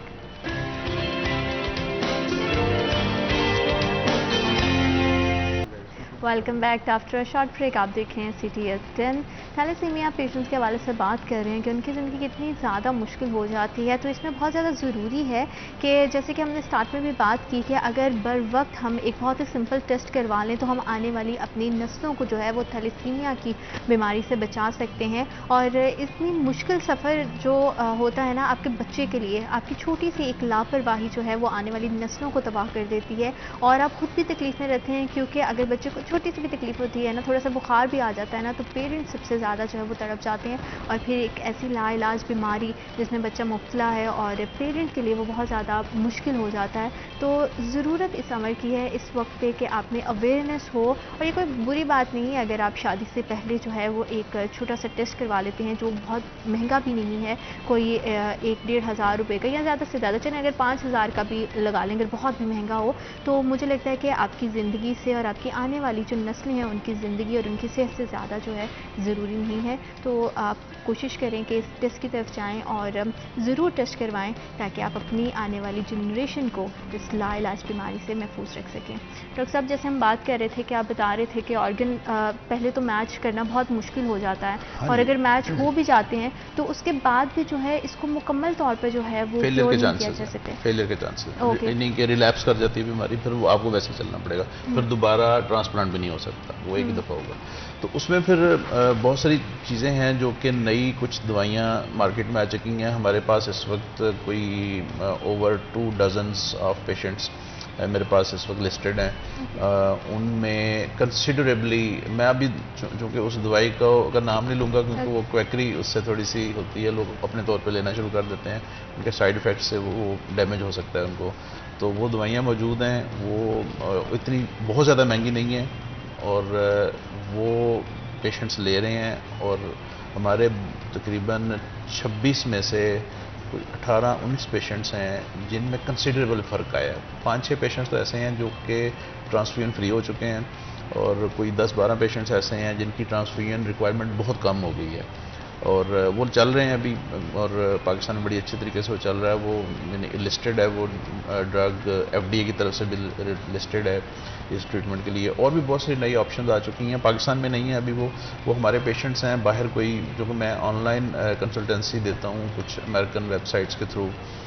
Europe के कुछ गोरे हैं, कुछ अमेरिकन हैं, कुछ ये लातीनी अमेरिका में कुछ लोग हैं, वहाँ पे वो दवाइयाँ अवेलेबल हैं, पाकिस्तान में अभी नहीं है। वो that is very expensive, that is insanely expensive. यानी कि आप अंदाज़ा कर लें कि 12-13 लाख रुपए का एक टीका है और वो 10-12 टीके लगने हों 1 साल के अंदर तो कहाँ बात चलेगी। तो उसके लिए आपका फाइनेंशियल स्टेबल होना बहुत ज़्यादा ज़रूरी है, जहाँ पे क्योंकि अब 90% तो हमारे पास ऐसे पेशेंट्स आते हैं थैलेसीमिया के जो आप तो ज़्यादा बेहतर बता सकते हैं, जो बिल्कुल भी ट्रीटमेंट अफोर्ड ही नहीं करते हैं। तो उनके लिए मतलब फाउंडेशन की तरफ बड़ा अच्छा मतलब आप काम कर रहे हैं कि उनको फुली सपोर्ट कर रहे हैं। तो अल्लाह करे कि इसमें और भी आसानी पैदा हो। जैसे कि जो है पूछा है, जैसे डॉक्टर साहब ने भी बात कर रहे थे, उन्होंने भी बताया कि बड़ा मुश्किल हो जाता है चीज़ों को लेके मैनेज करना। अगर आपके पास पैसे भी हैं तो आप जो है ना वो इस चीज़ को लेके नहीं चल सकते। तो थोड़ा सा मैनेजमेंट के हवाले से अगर बात करें, मेडिकल टर्म के हवाले से, तो आपके पास जैसे पेशेंट्स आते हैं, ज़रूरी नहीं है कि हर कोई अफोर्ड कर सके, तो ऐसी सारी सिनेरियो में जो है वो फाउंडेशन किस तरह से काम कर रही है? जी बिल्कुल, आपने जैसे पहले बताया ना कि बुखार भी हो बच्चों को तो बड़ी, तो मैं समझता हूँ कि अगर 2-3 दिन बुखार ना बच्चे का उतरे तो पेरेंट्स की क्या हालत है, कि कितने फिक्रमंद होते हैं कि बुखार ही नहीं उतर रहा, पता नहीं क्या। तो जो बीमारी सारी उम्र हो, पता है कि इसने सारी उम्र साथ चलना है, तो उसके लिए पेरेंट्स क्या कर सकते हैं, बेबस होते हैं ब्लड के हवाले से भी और उसकी ट्रीटमेंट मैनेजमेंट के हवाले से भी। तो सुंदर्स फाउंडेशन अल्हम्दुलिल्लाह लोगों के कॉपरेट के साथ, बिजनेस कम्युनिटी जो हमारे साथ कॉपरेट करती है, डोनेशन जो लोग सपोर्ट करते हैं, जिसकी वजह से ये सारा सिस्टम चल रहा है। एक तो ब्लड है मेन सोर्स हमारा, ब्लड। अच्छा, हम ब्लड की बात जैसे बहुत ज़्यादा करते हैं कि ब्लड जो है इसमें चेंज कर रहा है, तो थैलेसीमिया का जैसे आपने भी बात की कि जेनेटिक जो है वो डिसीज़ है, तो इसमें कौन से ऐसे सिम्टम्स हैं जो देखने में ज़्यादा आते हैं कि आपको किस तरह के सिम्टम्स का सामना करना पड़ता है जब आपने, ज़ाहिर बात है डायग्नोज भी तो एक बीमारी होती है ना कि अब ये बच्चे में बीमारी डायग्नोज होगी, तो किस तरह के सिम्टम्स जो है वो थैलेसीमिया के पेशेंट में इनिशियली देखने में मिलते हैं? देखिए असल में ये तो रेड सेल की कमी ही प्रॉपर है ना। एक नॉर्मल बॉडी में प्रॉपर टाइम पे रेड सेल बनते हैं और पूरा टाइम गुजारते हैं, उसके बाद वो टूटते हैं। तो थैलेसीमिया के पेशेंट्स को रेड सेल बाहर से इसीलिए लगाने पड़ते हैं कि इनके अपने रेड सेल बोन मैरो नहीं बनाती। अगर बनते हैं तो वो प्रॉपर नहीं बनते, डी शेप बनते हैं और अपने टाइम से पहले ही टूट जाते हैं, ज़ाया हो जाते हैं, जिसकी वजह से इन्हें बाहर से ट्रांसफ्यूजन रेड सेल लगाने पड़ते हैं, बार बार लगाने पड़ते हैं। बार बार लगाने की वजह से फिर मल्टीपल डिजीज़, जैसे मैंने आपको पहले भी बताया कि मल्टीपल ट्रांसफ्यूजन्स की वजह से मल्टीपल डिजीज़ भी फिर बनना शुरू हो जाती हैं। तो वो एक तो थैलेसीमिया की ट्रीटमेंट करनी, फिर दूसरी जो प्रॉब्लम क्रिएट हो गई हुई हैं इसकी वजह से उसका भी साथ ख्याल रखना, तो ये बहुत महंगा है। लेकिन सुंदर्स फाउंडेशन अल्हम्दुलिल्लाह हम अपने सारे सेंटर्स में भरपूर कोशिश कर रहे हैं कि इनकी ट्रीटमेंट सारी फ्री है। ट्रांसफ्यूजन भी हम अलाइजा स्क्रीन ब्लड हर सेंटर में फ्री ऑफ कॉस्ट लगाया जाता है और उसके साथ जो मेडिकेशन है सारी की सारी वो भी फ्री ऑफ कॉस्ट इनको दी जाती है। और थोड़ा सा मेडिकेशन की भी जैसे बात करें कि आपने भी कहा मैं मेडिसिन का नाम नहीं लूँगा क्योंकि हमारे यहाँ ये अलमिया है कि लोग मेडिसिन का नाम सुनते हैं ना तो वो वही यूज़ करना शुरू करते हैं। तो क्या ऐसा होता है कि पेशेंट में पेशेंट को डिफरेंट तरीके से ट्रीट किया जाए और हर पेशेंट थैलेसीमिया के पेशेंट को एक ही तरह की मेडिकेशन नहीं, क्योंकि सबका जो बॉडी का ऑर्डर्स होते हैं वो डिफरेंट होते हैं कि आपकी जो ह्यूमन बॉडी वो डिफरेंट तरह से रिस्पॉन्ड करती है। इसमें जो है कि थैलेसीमिया चूँकि हाई प्रोडक्शन स्टेट है बॉडी की, इसमें रेड सेल चूँकि टूट रहे हैं वो बहुत ज़्यादा बन रहे हैं। तो हाई प्रोडक्शन स्टेट है तो हाई यूटिलिटी स्टेट है। तो जिन चीज़ों से रेड सेल बनते हैं, हीमोग्लोबिन बनती है, उनकी रिप्लेसमेंट बहुत ज़्यादा ज़रूरी है। उसमें top of the line vitamin B12, folic acid और पायरिडॉक्सिन, ये नहीं कि B6, B9 and B12 vitamin, इनकी कंटिन्यूसली हाई डोज में इनकी रिप्लेसमेंट बहुत ज़्यादा ज़रूरी है। वो देंगे, बहुत सारे पेशेंट्स की सिम्टम्स जो है वो इम्प्रूव होना शुरू हो जाती हैं। आयरन इसके अंदर नहीं लेना होता, आयरन भी हीमोग्लोबिन बनाने में हेल्पफुल होता है, लेकिन चूंकि ये पेशेंट्स रेगुलर ब्लड ट्रांसफ्यूजन के ऊपर होते हैं, इनको बाहर से आयरन आ रहा होता है थ्रू ब्लड जो हम दे रहे होते हैं ना इनको, तो उसमें से बहुत ज़्यादा आयरन आ रहा होता है। इनको आयरन की प्रिपरेशन नहीं देनी होती, इन 3 चीज़ों की प्रिपरेशन जो है वो देनी होती है। ये उसकी बेस लाइन मैनेजमेंट है। और उसके आगे फिर ये बात आपकी सही है कि हर पेशेंट को हर चीज़ सूट नहीं करती और वो एक लिमिटेड 1-2 महीने का ट्रायल होता है जिससे हमें पता चल जाता है कि अब इस पेशेंट को उसका फ़ायदा नहीं हो रहा, वो उसको डिसकंटिन्यू कर देते हैं, फिर उसको कन्वेंशनल मैनेजमेंट के ऊपर ले जाते हैं। कुछ पेशेंट्स होते हैं जिनको ये 20% पेशेंट्स के करीब पेशेंट्स ऐसे होते हैं जिनको कोई किसी दवाई का कोई फ़ायदा नहीं होता और वो फिर कन्वेंशनल मैनेजमेंट, ब्लड ही लगेगा और जो माइक्रोन्यूट्रिएंट सपोर्ट है विटामिन की वो फिर उनके ऊपर वही चलती है। बिल्कुल सही। और कशिफ साहब अगर थोड़ी सी लाइफस्टाइल की बात करें, जैसे कि हम जो है वो ऑफ द रिकॉर्ड पे बात कर रहे थे कि बड़े अच्छे से हम अगर अच्छी मेडिकेशन अपनी प्रॉपर मेडिकेशन करवा रहे हैं, अच्छी डाइट ले रहे हैं, तो हम अपने लाइफस्टाइल को जो है वो नॉर्मलाइज करके उसमें सर्वाइव कर सकते हैं। जैसे हमने बात की कि बहुत सारे स्टूडेंट्स हैं, बहुत सारे जो है वो एम्प्लॉयज़ भी हैं डिफरेंट तरह के, जो प्रोफेशनल से मुंसलिक लोग हैं वो अच्छे से एक्सेल कर रहे हैं। तो उस हवाले से थोड़ा सा बताइए कि किस तरह से हम अपनी लाइफ को इस बीमारी के साथ मेंटेन कर सकते हैं और क्या आपको लगता है कि इन फ्यूचर पाकिस्तान से ये बीमारी को, या पाकिस्तान से नहीं ऑल ओवर द वर्ल्ड, इस बीमारी को बिल्कुल सिरे से ख़त्म किया जा सकता है? जी बिल्कुल, नामुमकिन तो कुछ भी नहीं है, हर चीज़ पॉसिबल है और ये मैं समझता हूँ कि बहुत सारे मुल्कों ने ख़त्म भी कर ली।